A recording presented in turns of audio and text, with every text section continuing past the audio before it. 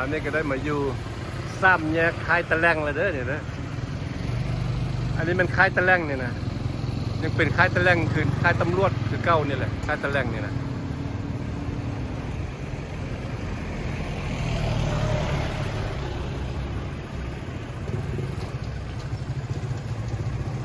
ไปทางพุ่นก็ออกบ้านเบี่ยงไม้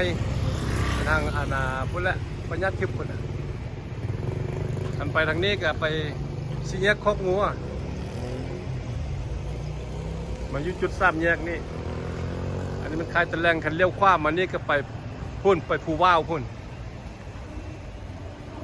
ไปภูว่าวพุ่นแล้วมันมื้อนี้จะมากินข้าวซอยอยู่ห้านนี่ข้าวซอยห้านเนี่ย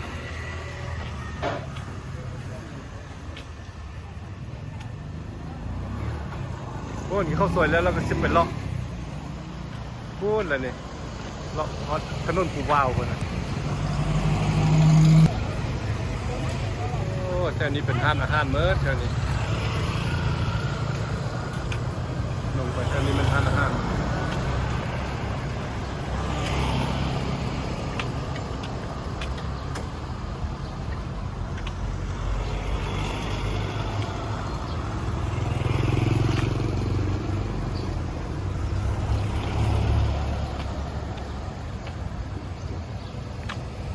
มาฮอดเส้นนี้ก็เป็นบ้านเบี่ยงแก้วแล้วบ้านเบี่ยงแก้วหอมหนึ่งและบ้านเบี่ยงแก้วลงไปลูกพูดแหละ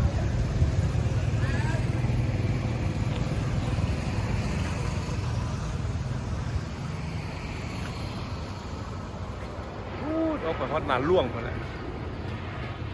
พอดียนต์มาพอดีเลย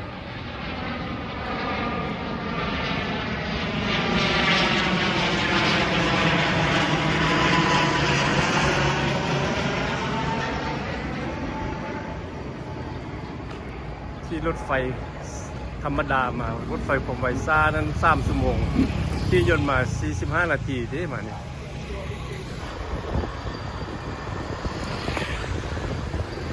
ถนนนี้มันถนนนาเวียงคำจะไปออกถนนภูว่าวคนละเนี่ย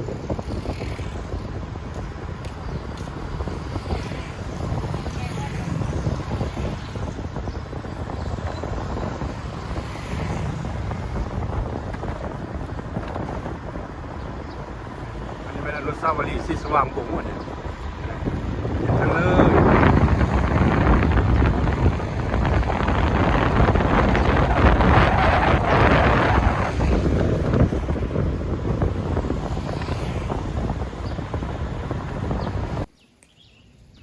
อันนี้ก็ได้มายืนอยู่ปากขานแล้วเด้อปากขานหลวงพระบางบอนที่นำขานบรรจบกับน้ำคลองเป็นปากขานเนี่ยอันนี้มันน้ำคลองขึ้นไปเนื้อมันก็ไปทำติ่งปักอู่อะไรนี่ลงไปใต้พี่กะพูนแล้วพัดปักซีพูนแล้วกายเวียงจันทร์สวรรค์ลงไปพูนอะไรทางฝั่งนั้นก็เป็นฟากเสียงแหมนหรือว่าแถวนี้มันวัดจอมเพชรเพื่อนห้องวัดจอมเพชรโอ้ยังเป็นธรรมศาสตร์งามอยู่เด้อเนี่ยว่ะอันนั้นไม่ใช่มันวัดจอมเพชรป่ะนะอยู่จอมวันนี้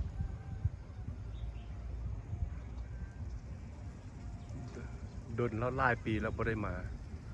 ก็เลยบุจือแค่นั้นเป็นวัดเป็นถ้ำไปหมดเลยยามบุญเดือน5สิลงลิ้นฮาดโดนทรายมุงคุณคนแล้วทางไปวัดน่องคนแหละอันนี้มันอยู่ปากขานอันนี้เพื่อนกำลังขี่เหือสิไปคนแล้วปากอู่ทำติ่งคนแล้ว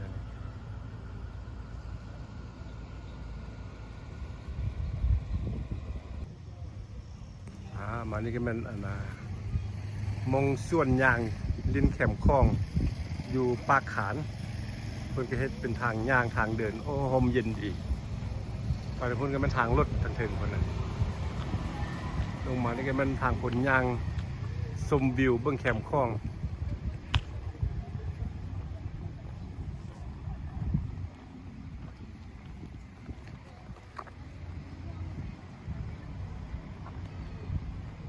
อ๋ออันนี้กีริน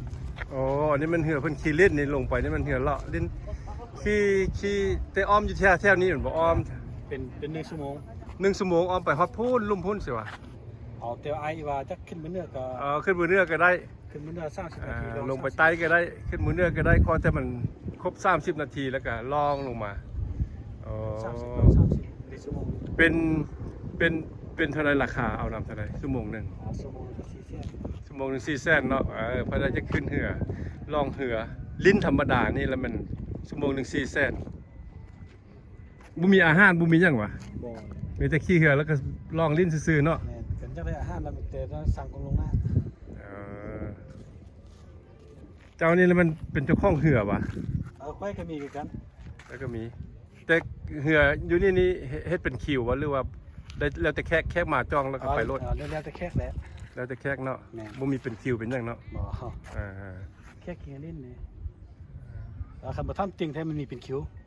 ถ้าไปทำติ้งเป็นคิว ถ้าลองเหือตามแม่ลำคลองแถวนี้บ่มีเป็นคิว แม่ แค่จะขึ้นเหือไผ่ก็ขึ้นไปรถเอาไปรถโอ้เย็นดีแถวนี้กว้างขวางสบายเสวยโอ้ ถ้ามึงอยู่ถึงนั้นเมื่อกี้สิบนเนาะใช่ครับ ออกไปแล้วนี่ขี้เหือลิ้นน่ะเกินหมดเท่งพุ่นละกะปล่อยลงมา1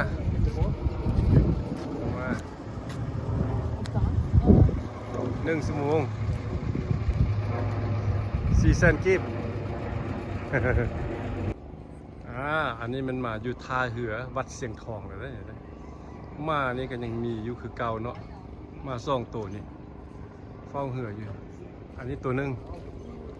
นี่พี่ตัวหนึงเลยอันนี้มันท่าเหือเสียงทองอันนี้อ๋อยังคือเก่าอยู่นี่นะก็เลยจะขี่เหือลิ้นก็มาขี่นี่ได้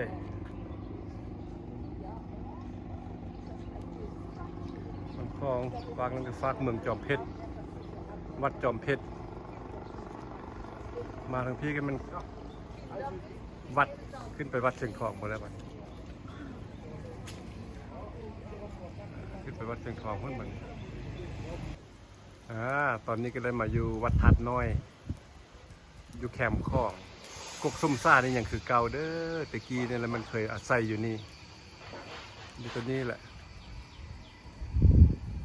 หลายปีอยู่มาอาศัยอยู่นี่7-8 ปีหมดแล้วนี่กองกกส้มซ่านี่ก็ยังคือเก่าอาศัยอยู่กองกกส้มซ่าพูนอันขึ้นไปทางคุณก็เป็นท่าเรือเมฆขึ้นไปทางคุณไปทางเหนือคุณนี่เป็นห้านอาหารหมดแล้วเปลี่ยนแปลงไปหมดแล้วไปทางคุณก็ไปพูดแหละออกบ้านกกโผคุณไปโฮงการแขวงเดี๋ยวนี้เป็นห้านอาหารหมดแล้วเป็น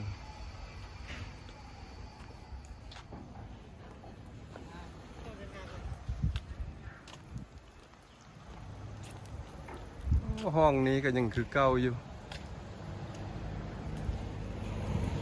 ห้องน้ำไล่มาได้เทงพุ่นนั่นเองกกส้มซ่าไปทางนี้ก็ออกพุ่นห้องน้ำทางฟากพุ่นก็ห้องน้ำ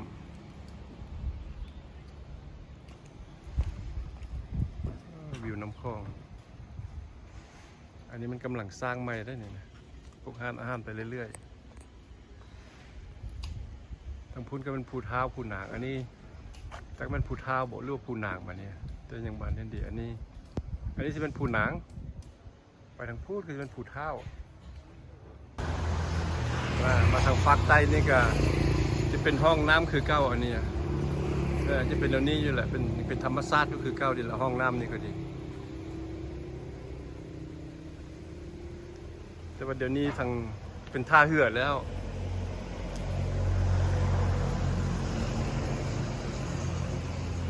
พุ่นมองที่ว่าเคยติดจักจันอย่างน้อยไล่อ้ามน้ำคลองติดจักจันแล้วก็เฮ็ดซุ้มเอากุ้ง โอ้ยังจืดอยู่เดี๋ยวนี้บุมีแล้วยุคนี้สมัยนี้เรามีแต่คนขี่เหือเล่นลองเหือเล่นแต่นี้เป็นห้านอาหารไปหมดแล้วเอาโต๊ะไปตั้งกินข้าวโต๊ะตั้งกลางกินข้าวยำแหลงเปลี่ยนแปลงไปหลาย บัดนี้ก็มาอยู่ต้นหน้าพระสว่างเลยเด้อนี่นะกำลังสิขึ้นภูซี่นี่ขึ้นมาแล้วน้อยหนึงแล้วนี่นะ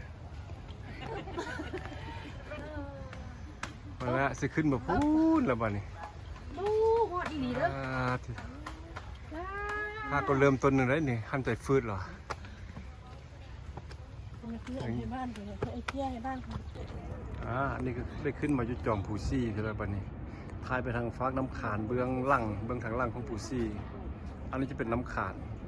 อันสิ่งที่เห็นนั้นมันขั้วเก่าขั้วเหล็กสมัย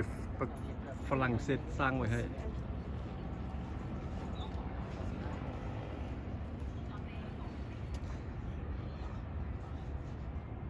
เดี๋ยวนี้เพิ่นบอกให้รถใหญ่เที่ยวมีแต่รถทิพย์รถจักรกับคนยาง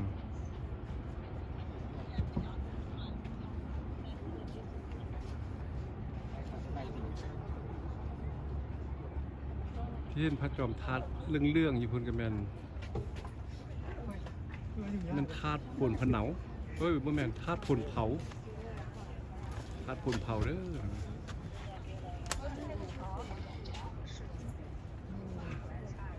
รอบๆตัวเมืองทางล่างที่ก็มันงามลายมีตุบมีภูอ้อมข้างไป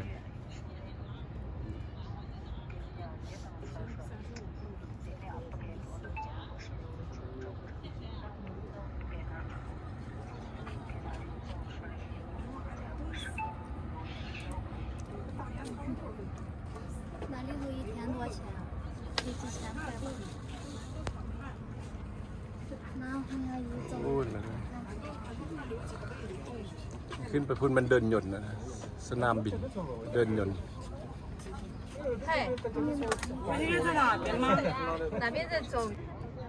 อันนี้ก็อีกจุดหนึ่งของตัวเมืองหลวงพระบาง ที่อยู่จอมภูซี่ทายลงไปอาจจะย้อนแทรกนิดนึงมาทางนี้เคยอยากเห็นแม่น้ำคลองเลยมันแม่น้ำคลองอ่ะงาม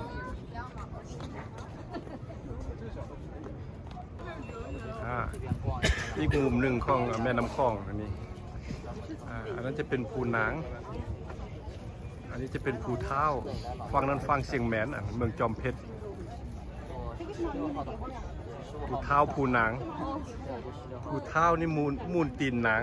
อันนี้มันตีนหนังอันนี้มันหัวภูเท้าอันนี้มันตูของภูเท้าไปทั้งพูดต้นดอกจำป่าต้นไม้อาจจะบังอันนี้มันหัวของภูเท้าอันนี้มันตีนหนังหัวตีนหนังแล้วไปทางพุ่นลงไปทางใต้พุ่นอันนี้มันตัวเมืองเสียงเขาตัวเมืองหลวงพระบาง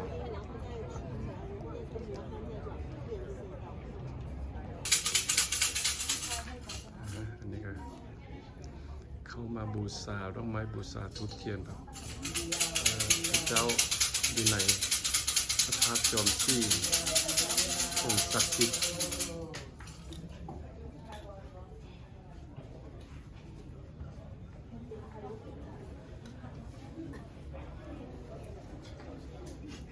มีก็ออกมาน้ำหนึ่ง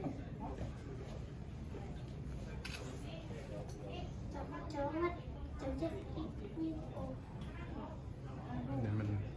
มองเสียงโศกเสียงสีเด้อนี่เด้อ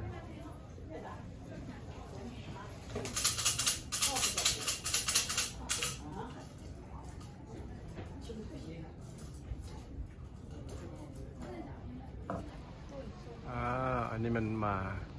เบิ่งหอยตีนพระพุทธบาทเด้อหอยตีนพระหอยพระพุทธบาทรวมง่ายๆก็หอยพระบาทหอยตีนพระบาทโอ้บริขึ้นมาเบิ่งนี่ก็ลายฟ้าลายปีตอนเป็นเด็กน้อยคนเด้อนี่เด้อ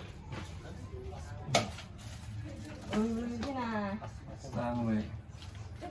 ถ้าตัวจริงแล้วจะเห็นเป็นนิ้วเป็นนั้นไว้เป็นนิ้วตีนเป็นเหยียบนิ้วโป้นิ้วกลางนิ้วหางนิ้วชี้นิ้วก้อยแบบพุ่นละจักเห็นดีบ่เห็นดีบ่ก็เป็นไปดีอันนี้ก็มาอยู่ตลาดแหลงนี่เพิ่นตกอาหารการกิน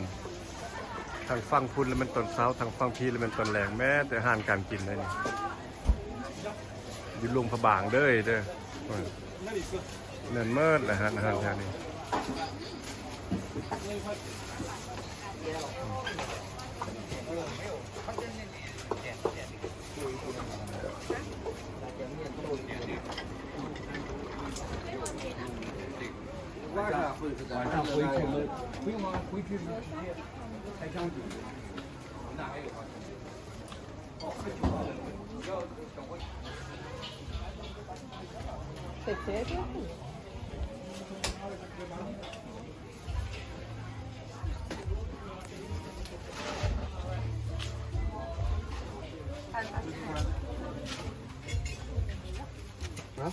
这个是珍珠三角嘛？哦，记一下，随便改1.5万。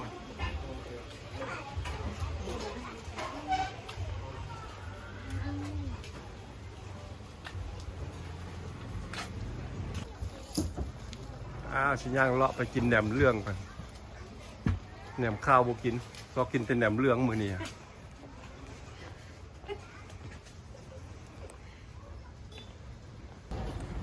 โอ้แคมป์คลองยามแรงเด้อนี่เพิ่นขี่เรือเล่น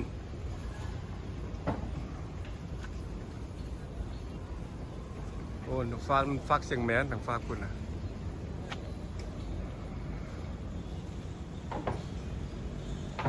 เรือบักกำลังข้ามเอารถออกเอาคนออก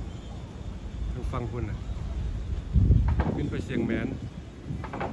แล้วก็เอารถคนไปคนมาแล้วข้ามไปข้ามมาฟังนั้นฟังนี้เพิ่นบ่มีขั้วเลยหวังว่าอนาคตข้างหน้านี้จะมีขั้วข้ามเห็นไหมเพิ่นขี่เรือลิ้นยำแรง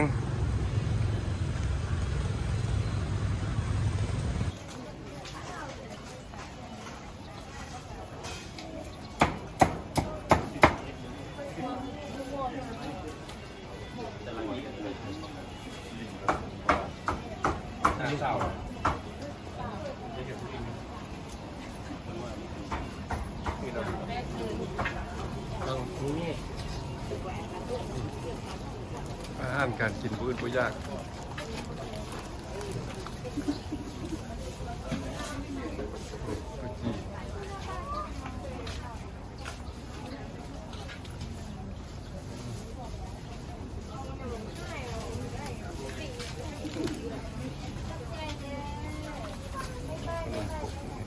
นมกบ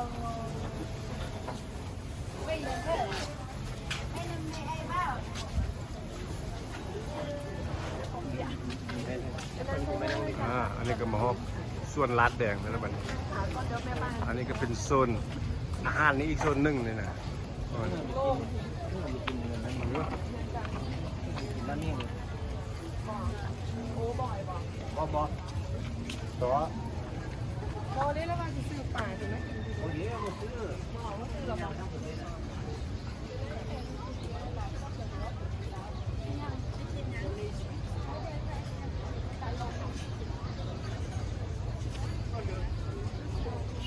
ตอนนี้ก็ยังบ่ทันมีดนตรีใช่เนาะ